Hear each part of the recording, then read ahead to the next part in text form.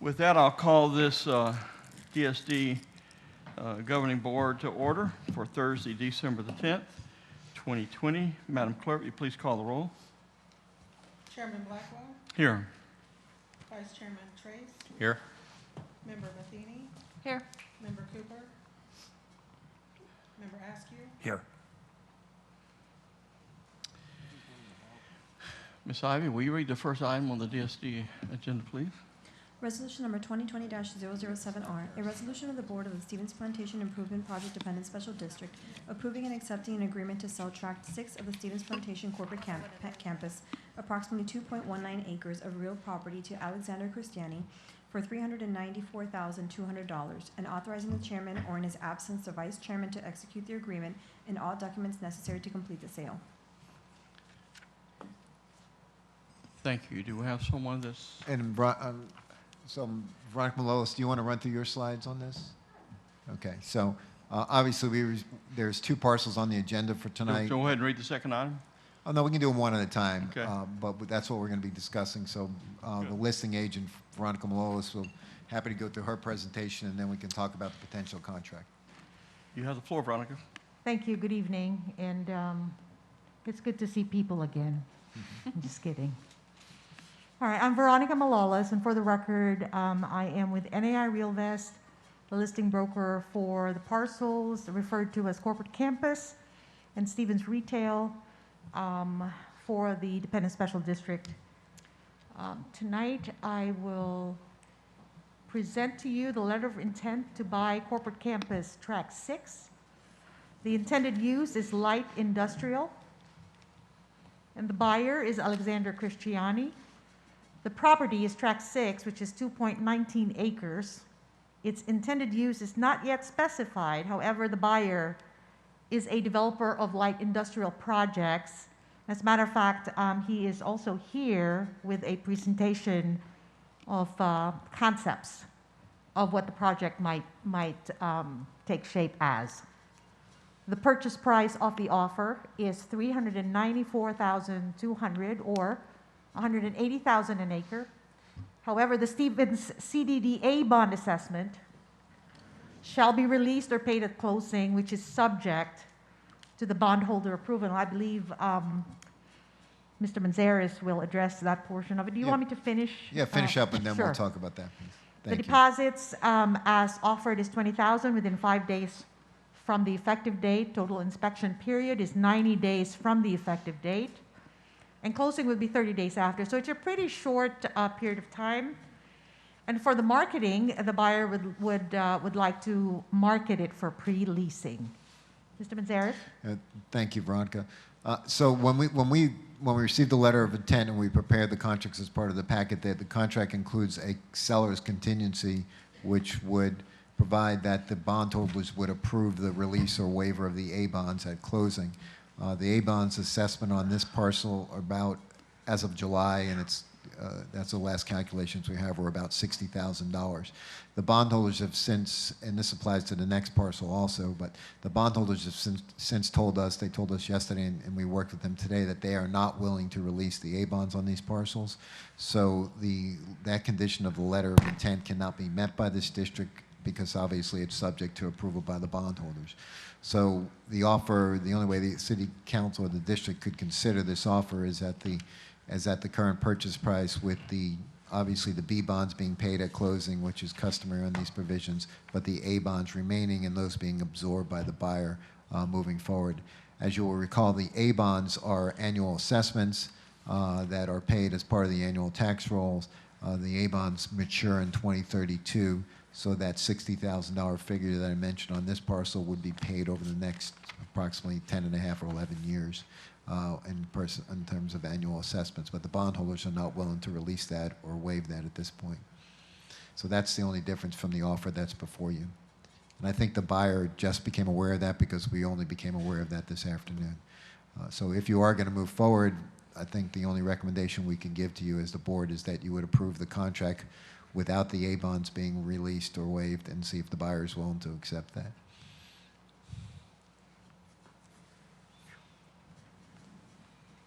And so I guess the question is to the buyer now. Is the buyer? Would Mr. Mr. Mayor, I'm sorry, Yes. Mr. Chairman, would it be okay for the buyer to approach? Yes, Sure. it would. Thank you.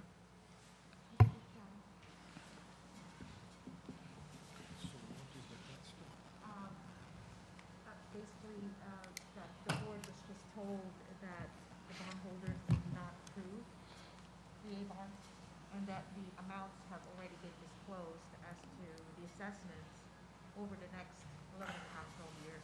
2032 is when, and if you could, if you want to address the board at this time, then that would be appropriate.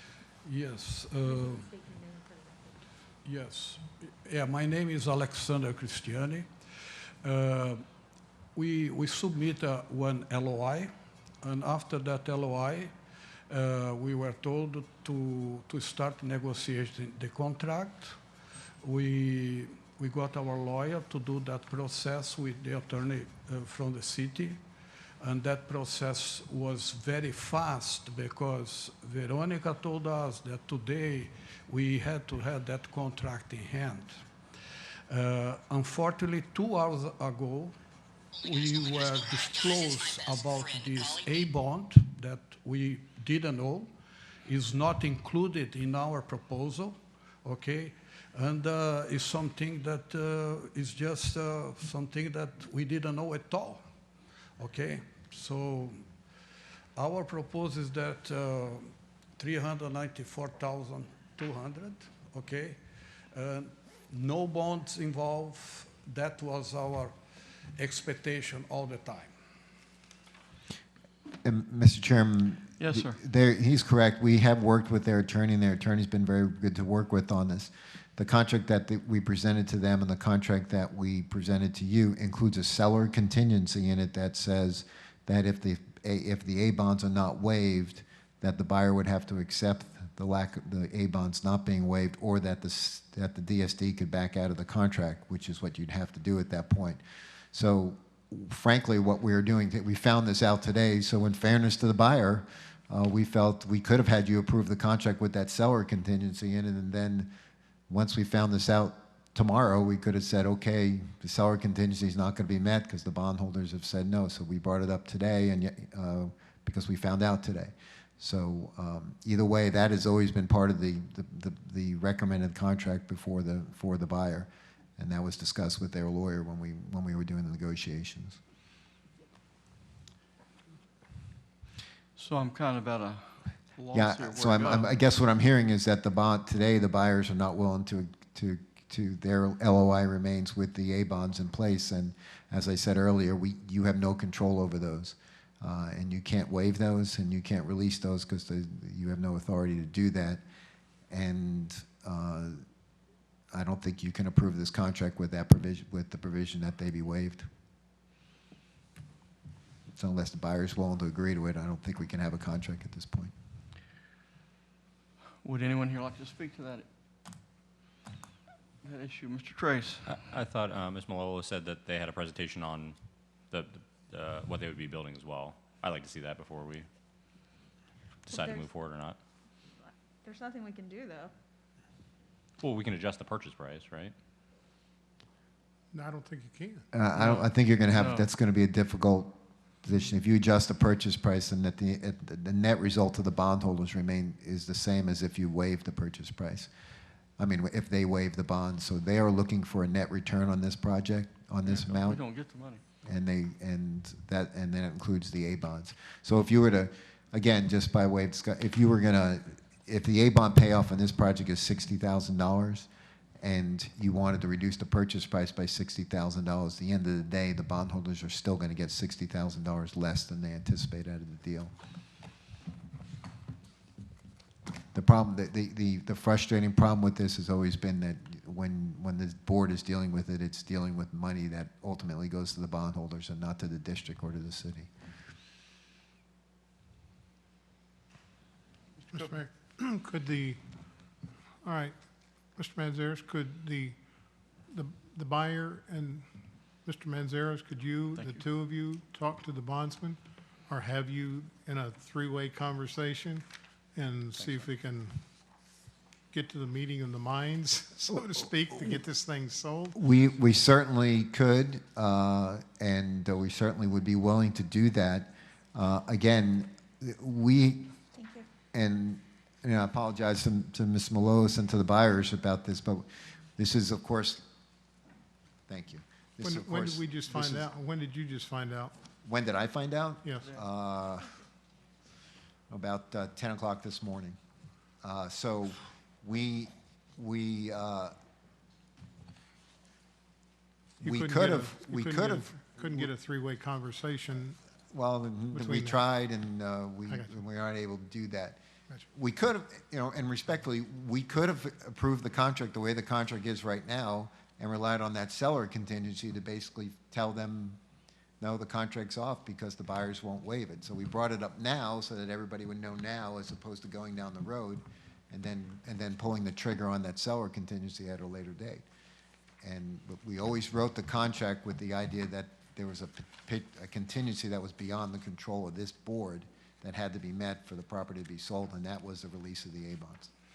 And if you recall, on the north piece, we had to work through that to get that done too, and that was a contingency that was met, but it took some ability to do that.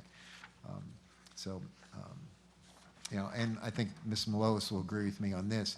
When we've had conversations with the bondholders in the past, they had affirmatively said that they would consider waiving and releasing the A-bonds on these properties, which is absolutely why I'm sure she was moving down this direction, because we had received at least the acknowledgement that that would be something that they would consider in the future. So, Okay.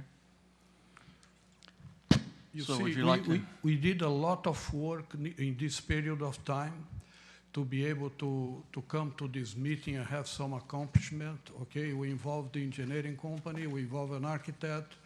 We are doing a lot of work, studying the property, studying the prospective lease companies, and now we just get this surprise.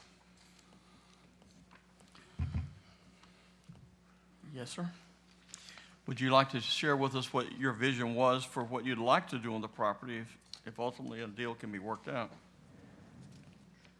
Say again?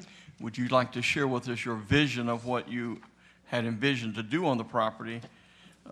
Yeah, so it's there.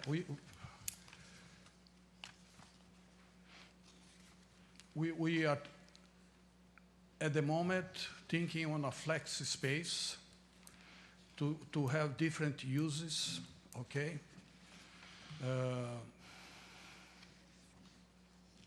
If you want, our engineer is here, he can explain about the layout.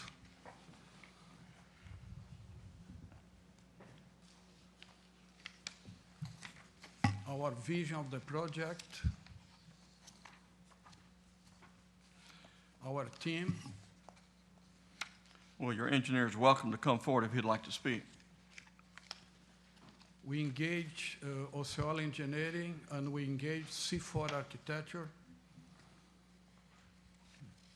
One of our apartment did a project here last year, very successful project at Hamelin Avenue.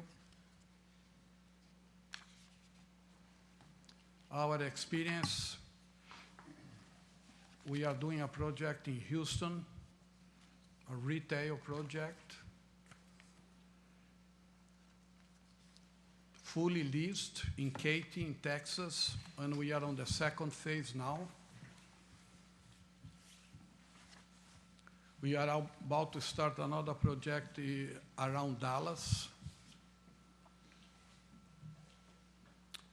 The intended use is a flex space that is short for flexible space and offer business significant build-out opportunities to tailor the space to their specific needs. Can be used both for inventory, storage, showroom, office space. The clean design of a flex space allows business to remove and add features to customize the interior space for their specific purpose. And we think maybe it could be used as a fulfillment center, okay? And we are intending to be around 30,000 square feet. We are going to have 2 buildings, a modern architecture with city standards. The construction type is going to include masonry blocks and stucco panels on the stereo walls. That is the layout that it was proposed by Osceola Engineering. 2 buildings, parking space, a lot of landscape area because of the lot is not has a very good shape. That is a rendering of the facade of the east building, south and north facade, and then the west building. Our goals, we are in alignment with the Osceola County and St. Cloud with their strategic plans, okay? To develop infrastructure to promote economic development. The flex space add a new dimension to steel plantation development, encouraging a diversification, new economic development, promote a vibrant and safe business environmental while meeting the current and future needs of business in the city. Provide options to local business that wants a gateway close to the Florida Turnpike, and increase incentive and opportunity for a small business to stay close to their customers. So we are going to work together with everything that St. Cloud and Osceola County wants. That is the idea of our business. Thank you. Does anyone have any questions? No. And Mayor or Chairman, if you'd like to proceed, again, the contract as we recommended before this new information came up included a seller closing contingency that, again, said that the closing would be contingent upon the release of the A bonds. If you want to approve that contract the way it is, we can move forward with it and then circle back with the bondholders and see if there'd be something that could be worked out on the A bonds. And then if it can't be, then the contingency would allow the district to essentially terminate the contract and return whatever deposit money there's out there. So I'm willing to do that. We found this information out earlier today, and we wanted to be on the up and up and make sure everybody understood that as of right now, that contingency cannot be met by the DSD. Right. And maybe it'll change if we go back to them and say they're not willing to do it. But they may look at some other options, but that's where we are right now. So I'm okay with that course if that's okay with the board. But of course, we have no guarantees. What's the pleasure of the board? Another question? Another Cooper? quick question? Let's say if we start with it tonight and we say, okay, let's move this forward and see if the bondsman will okay it. If the bondsman doesn't, where are you at?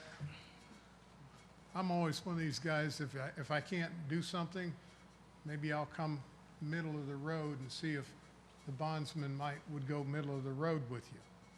With that, how much money are we talking about, Dan? Approximately $60,000. So would you be willing to let's start it, get the bondsman, just do it the way it is right now.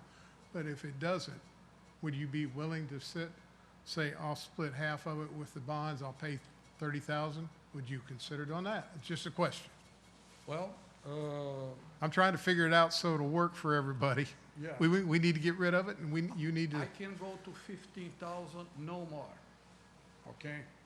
I can go to 15,000 to close this because the numbers don't close.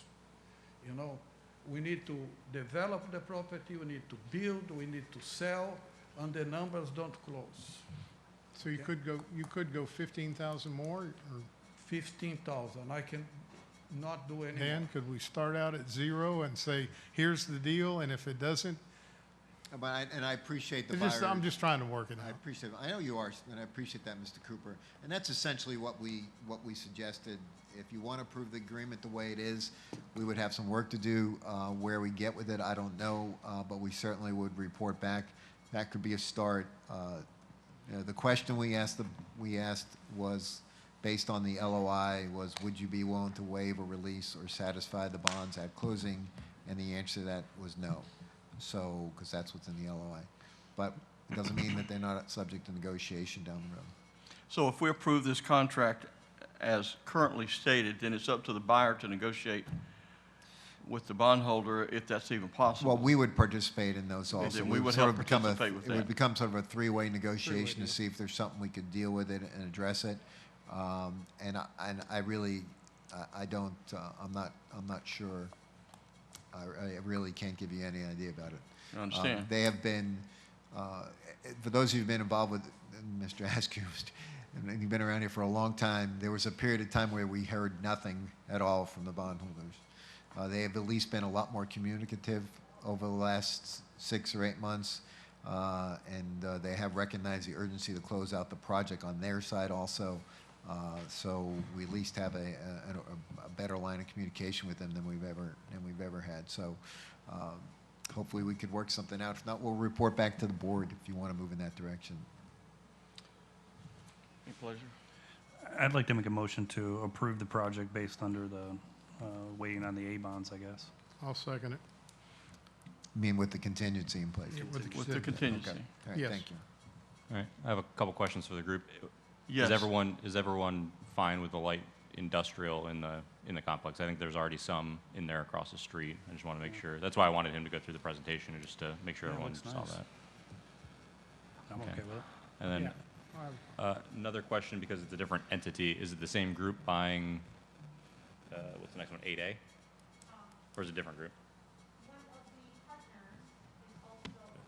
You need to step to the microphone, please. The question is the buyer for 8A also a part of the entity that's buying track 6?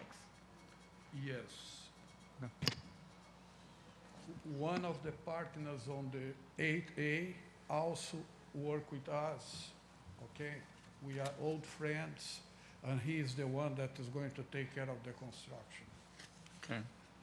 okay? Mr. And Trace? then I didn't see any facade for the outer boundaries, the west and the east. Is that just a flat blank wall, or does that have the same fenestration as the other sides?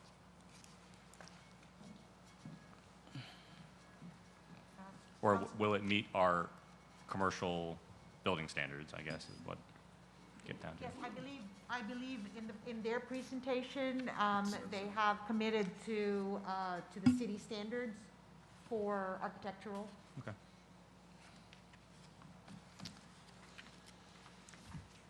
So my comment that I always have on this, which is kind of tying into what Mr. Trace just said, is nothing that they present is tying them to anything as far as what's going on that property. You know, they could sell it, right? They could buy it and then 6 months from now go, yeah, we're not going to do that project and sell it. And then, you know, so we really lose control of what's going to be built there. So that's always a concern for me. I know that they say, well, the zoning handles it, but you know, we all hear the complaints about what gets built in town, and we never have a say in any of it. And then this is property that we do have a say in it. So that's always concerning to me. Like, I would like something in the approval that says like what, you know, here's the work product that they're going to build, and I don't know that they have that level of detail.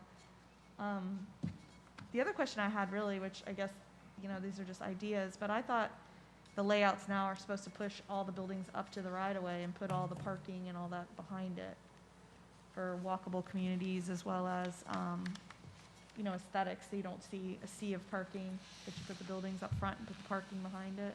Right. But again, I mean, unless we're tying any of this into the approvals, it's really kind of a moot point. Richard Clark, Osceola Engineering. I'm the landscape architect who did the site layout. Based on your ordinances, while you have, your latest ordinances did reduce the front setback to 20 feet, that wouldn't be sufficient, and there's nothing in your ordinance that requires a front load with no parking in front of it. And realistically, if you want that to happen, you need a shorter than 20-foot setback, because you're using up too much space for a parking consideration behind it to really function. Additionally, as I was looking at your ordinance, you also reduced your FAR down to 0.3, which really reduces the incentive to go more than a single-story building, which usually is how you're going to start to make that pedestrian-oriented facade up to the streetscape work. I don't know, I don't think Andre's here, is he? But again, unless we put something in the approvals, then we don't have any future say, except that it comes, back to us, but as long as it meets zoning, it can be anything. I'm happy to change in my motion. I see that the architecture is modern with city standards, and that was the reason I went for approval, because I know our city standards are a little more stricter nowadays. But whatever you're looking for. I don't know, I'm kind of hoping Dan will chime in and say like how we could craft it to have a lasting, because like, for example, some of the stuff we've done recently would be like the car wash. But they came with, here's what the car wash looks like, and then we put the car wash in the approval, because we said, yeah, that's a great looking building, we want that in the approval. So then there was some teeth to it, and Well, their presentation to you includes a 30,000 square foot flex space. We could include language like that in the agreement that would address it. Otherwise, they're not asking at this point for any variances or changes from the city code, so they'd have to meet the city code whenever they build. And so if you wanted, if that's how we could add that language into it, since that's what they've presented to you tonight. yeah, I guess I'm more thinking like, we all hear it, this is just an example, but we all hear the complaints like, oh, we got another mattress store, we got another phone store, we got another, and that matches our zoning, and so we don't get a say in what it is. I'm just giving that as an example, so. And those are good examples, and obviously, I think this board's charged with trying to get this property sold. Right. And that's the, I know for you and everybody, that's sort of the frustrating piece of this at this point. So if we put something in there that said 30,000 square feet of flex space, that survives them selling the property?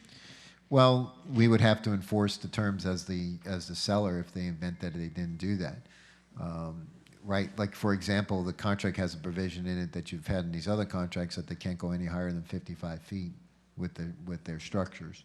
So the DSD would have a right to enforce that restriction, and it would be included in when we've done that restriction in the past. It was actually included in the deed. So if those properties get sold, then the buyer has to comply with that. Okay.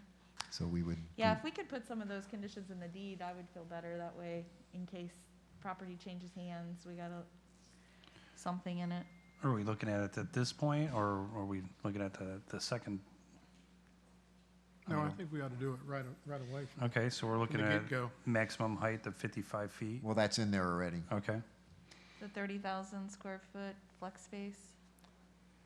Dan, could we also add that the buyer would never be able to sell it, he would have to build on it? I mean, I think Encumbrance, put that in there, or no?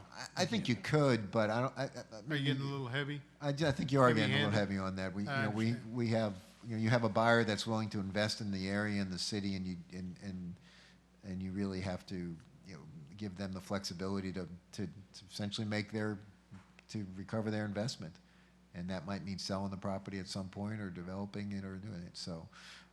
I think what you're talking about are reasonable restrictions to dates, especially since they presented to you as this is how we want to do it. This is their idea, it's not yours. Mm-hmm. So I think you can include that in there. And then they obviously have a due diligence period that's in the agreement, and they can look through it, and if it's not going to work for them, then they get to back out at that Split. point. So I don't want you to feel like I'm not excited about your product. It's just, I've been up here for 4 years. And people come and tell us all kinds of things, and then they don't happen, and then we don't have any, we kind of we just get told a lot of things that don't necessarily happen. So just trying to, protect. I hope you develop it, and it's a great and beautiful product. It's just, in the off chance you don't, we wanted to try to put some conditions in it. What other conditions do you have in mind at this point? Well, I don't know, Dan just said a few of them. I don't know. I mean, we could add, and I'm looking at their overview page, and it has, their intent is to build a flex space of approximately 30,000 square feet. Yeah. That's good for me. 29,773. That's their proposal.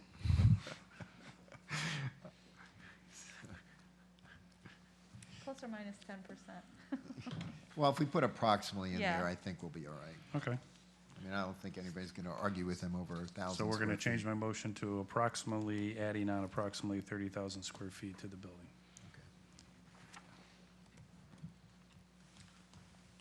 Any other additions? But Dan, are we still worried about the encumbrance of the road, in the front of the roadway?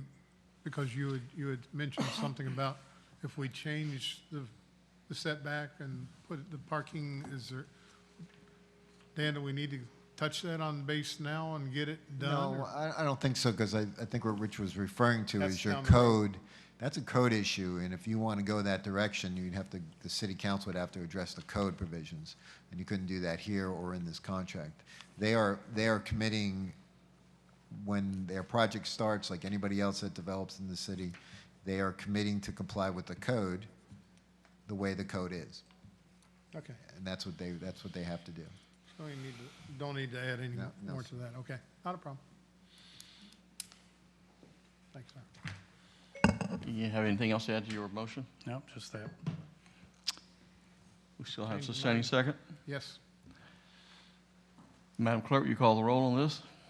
Just for the record, can you verify the motion again regarding the A bonds?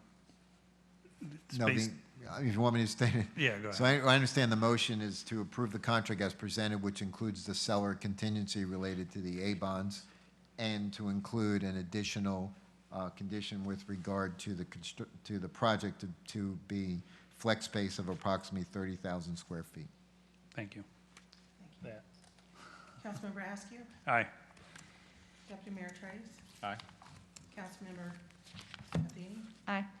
Member Cooper, aye, Chairman Blackwell, Aye. motion carries 5-0.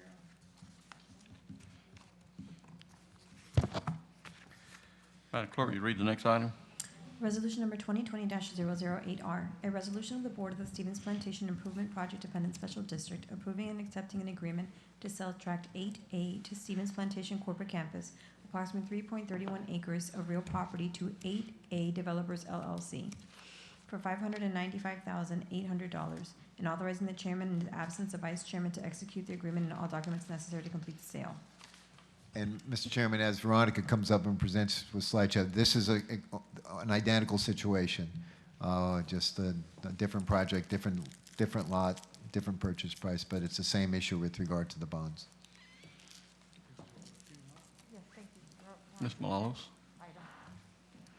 Thank you again. For the record, Veronica Malolos, listing broker for the DSD. And I just wanted to just make mention that our other distinguished real estate broker, Mr. Ben Crosby, is also in the room. The letter of intent to buy corporate campus tract 8A. Again, its intended use is light industrial. The buyer is an entity that they will still register as 8A Developers LLC. The property is tract 8A, 3.31 acres. The intended use, again, not specified, but buyer is a developer of light industrial projects. The purchase price is $595,800 or $180,000 per acre. And again, the contract that was presented to their attorney and to the buyers have the Stevens CDD bond assessments only released or paid at closing if the bondholders approve. And it's the same situation. that we heard today, midday, that the bondholders today were not approving this particular part of the contract. Deposits are $20,000 within 5 days from effective date. The total inspection period is shorter than the last contract, is 60 days. Is it shorter or is it the same? It's the same. 60 days from effective date, deposit non-refundable upon expiration of the inspection period, and they will close 30 days after the inspection. And the buyers are also here. As a matter of fact, they have 3 representatives from the group, and if you would like for them to make a presentation, they are here today. Well, they're certainly welcome to speak at this time.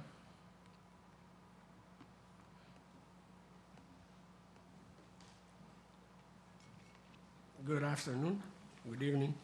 My name is Caetano Lopes. I am one of the managing members of 8A Developers. Just one small correction. Veronica, 8A is already registered with the Division of Corporations. It was not when we presented the offer, but it's already registered and with the IRS and the Division of Corporations in Florida. We were aware of the bond issue, aware in terms that the bonds would be paid off at closing, and we would receive the tract free of that liability. We were also aware that there is a clause in the contract that says the purchase is contingent upon the bonds being paid. What we did not expect is that this would become an issue, and so early. I mean, we found out about it about 2 hours ago when we were driving here. Our position is that we want to be flexible and work with the board to find a solution. Obviously, it's a financial equation because the price that we offered took into consideration that the liability would not be on our shoulders going into the future, and now it will be. So I think it's a matter of being flexible and seeing what is reasonable. I would like to ask, because it's not totally clear to me, the answer that the bonds cannot be paid off, it's a final answer, I mean, or is there still any room for negotiation and resolving that issue? I don't know. I'm sorry, sir. I can't give you. All I can tell you is that that's the answer that we received today. If we go back to them and say, your choice is to sell two lots or not, I don't know. That would be frankly, that would be our intention, is to go back to them and say, you have 2 potential deals that you can be party to, or the deals will no longer be available. Then I don't know what kind of response we're going to get. On Tract 8A, what is the annual cost of the bond? I don't have that off the top of my head. I can tell you the payoff amount as of July was $97,000. $97,000 as of July? As of July, and it's amortized over, in assessments over about 11-year period of time. So. Okay. Well, I believe that what we need to look for is, assuming that the bonds cannot be paid off, obviously we need to look at the price that we offer, because we can't offer the same price having that liability remaining. So what I would propose is to negotiate, or maybe like you suggested in the previous one, approve the contract. We have the clause in the contract that allows us to back out in case we cannot resolve the bond. My concern at this point is one, we have a very short period of due diligence. I think that's one of the pluses in our offer, is we would have 60 days to do the due diligence, and if we delay too much this negotiation or the clarification about the bond issue or the bond situation, and that ends up eating up into our due diligence deadline, that could be a problem. And also, the other concern that I have is, let's say we go into the due diligence because we don't have a lot of time to do it, and it's going to cost us a certain amount of money because, there will be professionals doing studies and this and that. It's going to cost money. And then we find out that, hey, we can't agree on the bond situation and we need to back out. I mean, that's cost out of pocket that we would like to, not to incur, of course. So I think my point is we are okay with being approved and having this contingency, but I would also like to have a clause in the contract to have a defined time period to resolve it so that we don't end up incurring a lot of costs and then getting nowhere. Mr. Banderas, you have any counsel for us on that? Anything different? No, I don't. I think that's a reasonable request, and we would just ask them what would you think your time period would be? I'm happy to put that in. You're talking about 30 days, 15 days? I think if the inspection period starts when you get an answer from the bondholders, right? Give it a week or two, and Well, the inspection period starts when the contract is approved. well, we can modify it to where once you You can do it yeah. that way, Mr. Trace. You could add some time onto the inspection period. To be clear, the inspection period on the other contract was 90 days, Sorry. and this gentleman is correct. They put a little shorter period in it. Theirs is 60 days. You could push this one to 90 days like the other one, and that would give them a little extra time to work on it. I assure you, and I know it wouldn't be in the contract, but I assure you that we're going to get an answer on this pretty quickly. Because I'm going to contact them tomorrow and say, here's what happened, and they're going to say, we'll think about it and get back with you, or they're going to say no. Okay, so then my point is, if they still say no, they won't take a payoff, then it becomes a negotiation between buyer and seller, because the only other avenue that we have is to look at the price that we offered and see how much it can be reduced to offset this liability. I think we can do it in 15 days. I mean, from our side, I don't know exactly what the process will be with, the seller, but I would propose maybe 15 days to get this clarified and the issue resolved. We can put that language in there. I think that's fair. And I don't want to get into how the machinations of how the negotiations are going to happen, but as you know, this is a very, very unique situation. So this board has has minimal control over the purchase price. So they can't really negotiate the purchase price. So the board cannot negotiate, but there is an entity or someone who can? The bondholders, the people that we are talking about. Oh, that would be the bondholders. Yes. That's why they're giving you that frustrated look on their faces. So it sounds a bit complicated, right? It is complicated, but there is a path forward, and I think we can get you an answer within 15 days. And maybe one other thing that I would like to propose, since we have a very short due diligence period, maybe if we say that we will try to resolve the bond situation in 15 days, and our due diligence period would start not from the signing of the contract, but after the bond issue is resolved, I think it would be helpful. Because this way, I mean, I don't want to get in there with consultants, engineers, and architects and start spending money when there is this cloud really hanging over us, and we don't know if we are going to be able to complete the deal. It's reasonable to me. Don't have a problem with that? I think that's what Mr. Trace was suggesting. I think just give them 90 days. And then you terminate at any time. So if you don't get the answer in the 15 or 30 days, then just terminate. Just give you more overall inspection period, and then you can terminate. You want to make a motion with the other contingencies? I make a motion to approve Resolution 2020-08R, allowing the buyer to negotiate with the bondholder for the A bonds, and updating the inspection period to 90 days, and have the site plan showing approximately 41,400 square feet added to the record, of light industrial added to the record. I'll second. We have a second from Councilman Marascu. Madam Clerk, do you have that clear? Yes, sir. Madam Clerk, will you call the roll? Vice Chair Trace, Aye. Member Matheny, Aye. Member Cooper, Aye. Member Askew, Aye. Chair Blackwell, Aye. motion carries 5-0. Good luck. Thank you. Madam Clerk, if you'll read the last item. Discussion and possible action regarding the listing agreement for Stevens Plantation.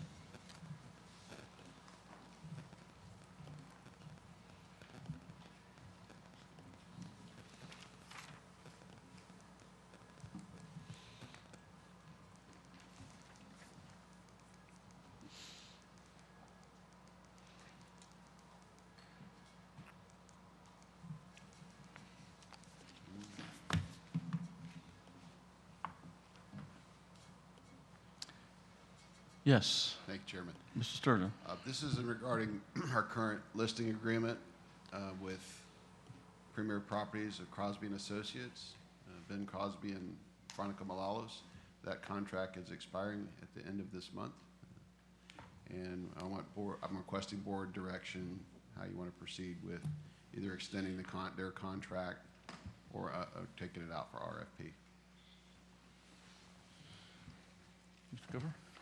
I kind of feel like, I thought about this pretty hard, and it seems like we ought to put it out for RFP, and let's let the chips fall where they're going to fall. See, at least put it out for bid again. I think it's time. See what we can have. Thank you. Any other discussion? I don't know who would be giving this update, but what else isn't under contract? So on the corporate campus, Madison Grove's under contract still. We just issued 2 contracts. Alliance Residential's under contracts. That's all of it, right? And then Everything in the corporate campus. corporate campus. And then there are currently two lots on the retail site, lots 1 and 4. Right. No, 2 is on the with Compton. Right, so lots 1 and 4. which are the 2 on the west side. Yes, exactly. Well, lots 1 and 4 on the retail site, as of the action you just took, are the only ones not under contract. Okay. Because my feeling is I always like to go out to RFP and update every couple of years on this stuff, but Yeah. there's such a small amount left, and it's not like the city pulls any revenue out of this, or we're spending a bunch of no. staff time on, procurement department going out for that, reviewing, selecting. I don't know. I mean, I don't want to give a 5-year extension. I really want this all wrapped up in the next fiscal year, which would be nice. Get all these properties closed and moved on. Councilmember Thiene. Well, along the same lines, I think we're going to have to extend the contract because otherwise we have no realtor services in 20 days. There's no way, even if we went out to bid, obviously that takes months and time to put that together. So I think maybe we do another 1-year extension, but then let's start having the conversation in like 6 months. If staff could keep track of that and reevaluate where we're at. But hopefully, like Mr. Trace said, hopefully we'll be done. But with the the contract ending this month, I mean, we have to extend it. And then Do you need a motion? one question for Mr. Manzares. Do you know what the fiscal year is of the bondholders? They might get a little eager towards the end of their fiscal year next year to get some of the stuff done. I don't know what the fiscal year is. I do know that their capital and their financing horizon has a commitment at the end of each calendar year. In terms of, I do know that there's a payout for their investors that comes in December 31st of each year, which is why they were, as you recall, they were very anxious to close the Stevens North piece by the end of this year, which made them very happy. So I do know that is their key point, is the end of each calendar year. Do we need a motion to extend this contract? Yes, sir. I'll make a motion to extend it for 1 more year till 12/31/2021, but if we could have staff keep track of it and let's revisit it in 6 months. We can do that. Okay, I'll second that. Madam Clerk? Member Matheny? Aye. Member Cooper? No. Member Askew? Aye. Vice Chair Trace? Aye. Chair Blackwell? Aye. Motion carries 4-1. And with that, we will be adjourned. We'll take at least a 5-minute break, which should start us pretty much on time for our council meeting. Thank you very much.